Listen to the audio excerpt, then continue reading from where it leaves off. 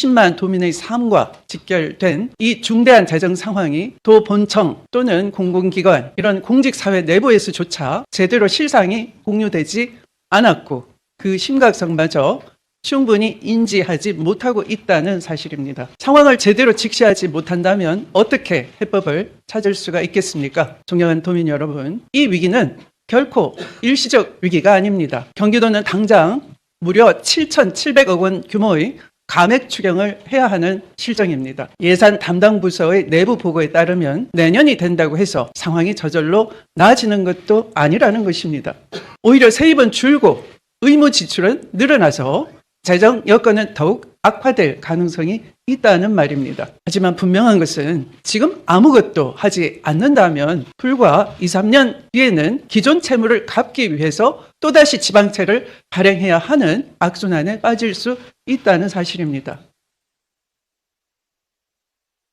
더욱 심각한 문제는 이러한 위험을 미리 알고도 근본적인 대책을 세우지 않았다는 점입니다. 2025년 경기도는 한 해 동안 총 3차례에 걸쳐서 약 9,430억 원의 지방채를 발행했습니다. 이는 지방채 발행 한도에 9,460억, 지방채 발행 한도가 9,460억인데요. 99.6%에 육박하는 수치인 것입니다. 이런 지방채 발행은 20년 만에 처음 있는 일이었다고 합니다. 이것으로 부족해서 2025년 5월에는 용도가 명확하게 정해져 있는 기금까지 손쉽게 사용할 수 있도록 조례를 개정했다는 사실입니다. 그리고 이후 3차례에 걸친 추경을 통해서 각종 기금에 있던 약 5,588억 원의 재정을 통합 개정을 거쳐서 일반 회계 등으로 끌어다 사용했습니다. 일례로 남북 교류와 평화 협력 사업을 위한 남북 협력 기금이 경기도에도 있습니다. 384억인데요, 기금이. 통합 개정에 거의 대부분에 해당하는 340억 원을 예탁 이전을 하고 그걸 일반 계정으로 옮겨서 써버린 겁니다. 그러니까 얼마 남았겠어요? 44억 원 남았어요. 그런데 꼭 해야 되는 사업이 금년에 20억, 내년에 20억 쓰고 나면 없는 거예요. 기금이 제로원인 겁니다. 그러면 접경지를 끼고 있는 경기도에서 남북 평화의 협력을 위한 여러 기획된 사업들을 할 수가 없는 거죠. 해당 실국은 존재할 이유가 없는 거예요. 돈이 없기 때문에 할 일이 없어서. 그런데 그 기금을 그냥 통합 개정에 넣고 일반 회계에 전입해서 쓰겠다는데 그냥 묵인을 한 거예요.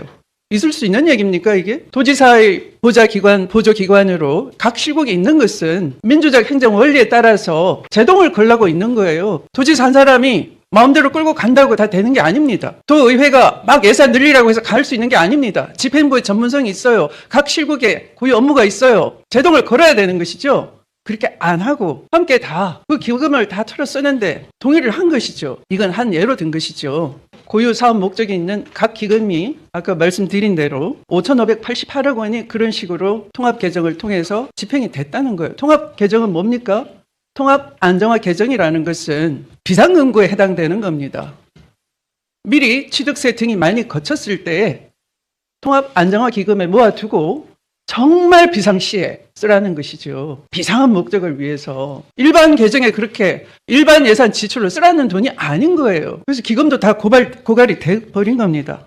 지방채를 발행하고 각종 기금까지 끌어다 쓰고 이렇게 눈속임으로 당장의 위기를 넘겼지만 그렇게 하고도 올해 예산조차 온전히 편성하지 못했습니다. 말씀드린 바와 같이 9월까지 예산만 편성해 놓고 그러니까 지난해 예산안 통과시키고 금년 5월에 추경하면서도 그 추경 안에도 9월까지 예산만 포함됐다는 거예요. 그럼 나머지 석 달은 예산 없는 달이에요. 살림을 살지 않겠다는 거예요. 도정이 9월만 끝나는 겁니까? 10, 11, 12는 도정이 없는 겁니까? 이걸 뭐라고 해야 될까요? 미생 드라마 제목처럼 미생 예산, 미완 예산 아닐까요? 태어나지 못한 예산, 완전히 갖춰지지 못한 예산, 12달의 예산이 아니고 그냥 9달로 끝나는 미생 예산 아닐까요? 뭐라고 불러야 될지 모르겠습니다. 어처구니 없어서. 근데 그 대가는 고스란히 경기도민을 위한 민생 예산의 부실로 파악되고 있습니다. 제가 하나씩 대표적인 것만 예를 몇 개 들어 올리겠습니다. 노인 장기 요양 예산 약 1234억 원이 예산이 없습니다. 소아응급 책임의료기관 육성에 들어가는 10억 원 예산이 없습니다. 반영되지 않았습니다. 친환경 우수 농축산물 학교급식 지원 예산 약 34억 원이 빵꾸가 났습니다. 없습니다. 경기도 산후조리비 지원금 약 80억 원이 예산이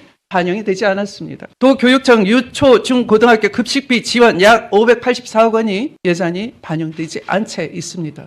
예산서에 그게 없어요. 가족 돌봄 수당 지원 약 14억 원이 없습니다. 농작물 재해보험, 지금과 같이 폭염에 농작물 폭염 피해가 엄청나지 않을까요? 예견되는 일 아닙니까? 올해는 엘니뇨 현상으로 극히 더울 것이라는 게 예상되지 않습니까? 재해보험 가입 지원 약 29억 원 예산 반영치 않았습니다. 시내버스 공공관리재 운영 지원 예산 약 291억 원을 비롯한 필수 민생 사업은 이렇게 10월부터 11, 12 석 달치 예산은 아예 편성조차 못했다는 것입니다. 이렇게 마른 땅에 풀 한 포기조차 남기지 않은 것이죠. 더 이상 끌어다 쓸 재원도, 더 이상 위기를 미룰 여력도 전혀 남아있지 않다는 것입니다. 조금이라도 일찍 재정 상황을 투명하게 공개하고 구조조정에 나섰다면 선제적으로 대응할 수 있었을 것입니다. 그러나 임시 방편으로 기금 끌어다 쓰고 지방채를 엄청나게 발행하고 이렇게 위기를 가리는 동안 경기도 재정을 바로 잡을 수 있는 골든타임마저 놓치고 말았습니다.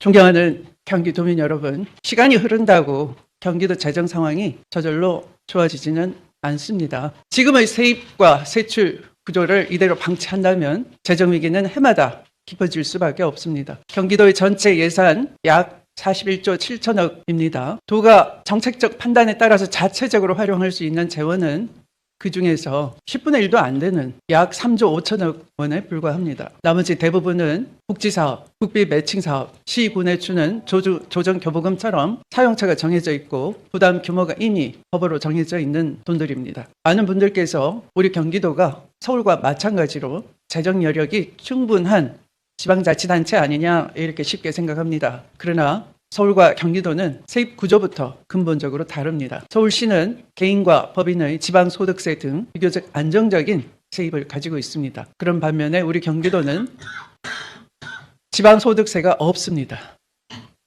또한 경기도는 보통 교부세조차 받지 못하는 이른바 불교부 단체입니다. 중앙정부의 지원을 못 받는다 그런 얘기입니다. 전체 도세의 절반 이상을 부동산 거래에 따라 크게 변동하는 취득세에 의존하고 있습니다. 부동산 거래가 줄면 경기도의 재정 여력은 급격히 위축될 수밖에 없습니다. 실제로 경기도의 취득세 수입은 2022년 약 11조 원이었습니다만 올해는 약 8조 원에 불과합니다. 그러니까 30%가 감소된 것입니다. 그런데 그나마 기대했던 3기 신도시 개발에 따른 취득세 수입에도 적신호가 켜졌습니다. 왜냐하면 공공임대주택 비율과 LH가 직접 개발 방식을 직접 하겠다라고 하면서 당초 약 6,500억 원으로 예상이 됐던 취득세 수입은 2,300억 원 수준으로 65% 정도가 줄어들 것으로 보입니다. 신도시가 들었으면 경기도는 교통과 소방에 또 복지와 기반시설 확충에 막대한 비용을 부담해야 하는데 정작 개발에 따른 세입 확충은 기대에 크게 미치지 못하는 것입니다. 기업을 유치해도 마찬가지입니다. 경기도가 반도체를 비롯한 첨단 산업을 유치하기 위해 전력과 용수, 교통망 확충에 행동적, 재정적으로 막대한 자원과 투자를 해도 기업 활동으로 발생하는 법인 지방소득세는 시군에 귀속되는 것입니다. 경기도는 단 한 푼도 받을 수가 없는 구조입니다. 이처럼 경기도는 개발과 기업 유치에 필요한 비용은 부담하면서도 그에 따른 세수는 전혀 확보하지 못하는 불균형한 구조에 놓여 있습니다. 이처럼 세입은 줄어드는데 경기도가 부담해야 할 재정 수요는 빠르게 증가하고 있습니다. 현재 경기도의 복지 예산은 전체 예산의 약 49%에 달합니다. 지금 같은 증가세가 이어진다면 머지않아 전체 예산의 60%에 이를 수가 있습니다. 2022년 이후 경기도 전체 인구는 약 30만 명 증가했습니다. 그런데 65세 이상 고령 인구는 22년도에 190만이었던 것이 같은 기간 250만으로 늘어나면서 무려 60만이나 증가했습니다. 이것은 무엇을 의미합니까? 그만큼 복지비 지출이 엄청 늘어난다는 것이죠. 이렇게 5년간 고령인구 증가율이 연평균 6.8%입니다. 이것은 전국 평균 5.4%보다 1.4%나 높은 것입니다. 엄청난 부담이 증가한다는 것이죠. 이렇게 대규모 인구 유입과 고령화로 인한 복지 수요가 앞으로 더 크게 늘어날 수밖에 없는 구조인 것입니다. 재정 수요를 충분히 감당할 수 있는 경기도 재정의 정상화가 절박한 이유입니다. 그렇다고 결코 우리 경기도의 미래를 포기할 수는 없습니다. 지금의 위기를 숨기거나 다음 세대에 떠넘기지 않아야 하는 겁니다. 그래서 도민 여러분께 제가 있는 그대로 보고 드리는 이유도 여기에 있습니다. 저는 경기도의 구조적인 재정 문제를 해결하기 위해 최근 기획예산처 장관을 직접 만나 제도 개선을 건의했습니다. 그 건의가 당장 반영될 수도 없고 아마 많은 토론과 논의를 더 수렴해야 될 것으로 보입니다. 또한 경기도 의회를 찾아서 재정의 실상을 설명하도록 했고, 또 지난번 도담소에서 도의회 의장단과 각 상임위원장들을 초대를 해서 함께 노력하고 위기 극복을 해내자, 이런 공감대도 이뤄냈습니다. 그렇다고 중앙정부의 제도 개선만 기다릴 수도 없고 경기도만의 힘으로 이 위기를 해결할 수도 없는 것입니다. 우리 경기도 의회와 31개 시군, 또 1420만 도민과 모든 공직자들이 원팀이 돼서 경기도 경제 공동체가 이 위기를 극복하기 위해서 현실을 올바로 직시하고 함께 힘을 모아야 할 때입니다. 이에 저는 오늘 2026년 8월 5일 이 시간부로 경기도 재정 비상 상황을 공식 선언합니다. 더 늦기 전에 재정을 바로 세우고 도민의 삶과 경기도의 미래를 지키기 위한 불가피한 결단인 것입니다. 도지사인 저부터 책임을 다하겠습니다. 도지사를 포함한 고위공직자부터 본을 보이도록 하겠습니다. 첫째, 도지사와 고위공직자의 각종 업무 경비를 감액하겠습니다. 불필요한 지출을 줄이고 강도 높은 세출 구조 조정을 즉각 시행하도록 하겠습니다. 둘째, 낭비성 예산의 편성과 집행을 전면 중단하겠습니다. 일회성, 선심성 행사와 불효불급한 사업은 즉시 중단하거나 원점에서 재검토하도록 하겠습니다. 이미 불필요한 행사에 대해서는 중단을 지시한 바 있으며 이러한 행사에는 참석치도 않을 것입니다. 이와 함께 관행적으로 반복돼 온 각종 연구 용역과 민관 위탁 대행 사업도 그 타당성과 효과를 면밀히 재평가해서 추진 여부를 결정하도록 하겠습니다. 시간이 많이 걸리지 않도록 하겠습니다. 그래서 1분 1초를 아껴서도 깨알같이 현미경을 들이대면서 예산 하나하나를 짚어내고 토론하고 계속 여부를 점검하기에 시간을 보내고 있습니다. 다만 재정위기를 이유로 민생을 포기하지는 않겠습니다. 우리 도민의 생명과 안전, 취약계층 보호 등 반드시 확보해야 할 예산은 끝까지 지키도록 하겠습니다. 세 번째로 공직 조직의 체질을 근본적으로 바꾸겠습니다. 도지사 직속의 참모 조직부터 엄격하게 재정비하겠습니다. 모든 실국과 공공기관 간의 칸막이를 없애고 인력을 최대한 효율적으로